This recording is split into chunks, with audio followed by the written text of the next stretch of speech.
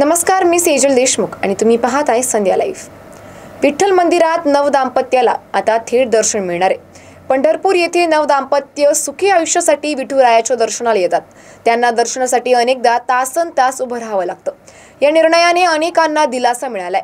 राज्यभराच्या अनेक भागातून नवीन लग्न झाले की नवदाम्पत्य विठुरायाच्या दर्शनासाठी पंढरपुरात येतात। आलेल्या नवदाम्पत्याला गेल्या अनेक वर्षापासून मंदिरात थेट दर्शन देण्याची व्यवस्था मंदिर प्रशासनाने केली होती।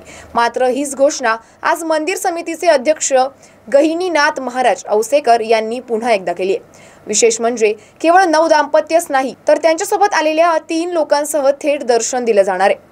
या निर्णयाचे राज्यभरातून स्वागत होत आहे। अनेक जण राज्यातील कानाकोपऱ्यातून दर्शनासाठी येतात। नवदाम्पत्याला दर्शनासाठी तासनतास लागतात। आता पंढरपुरात वेळ वाचणार असल्याने त्यांना इतर धार्मिक स्थळांना सहज भेट देता येणार आहे। या 8 फेब्रुवारी रोजी माघ यात्रा आहे। त्यासाठी मंदिर समितीची बैठक झाली।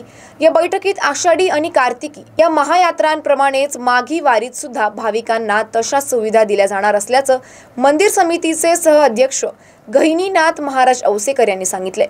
माघ यात्रा काळात ऑनलाईन आणि VIP दर्शन हे पूर्णपणे बंद राहणार आहे। भाविकांना जलद दर्शन होण्यासाठी 6 पत्रा शेड उभारणीचे काम अंतिम टप्प्यात आलं असल्याची माहिती त्यांनी दिली आहे। संध्या लाईव्हसाठी प्रतिनिधी नवनाथ खिलारे, पंढरपूर। अशाच अपडेटसाठी आमच्या संध्या लाईव्ह चॅनलला लाईक, शेअर आणि सबस्क्राईब करा।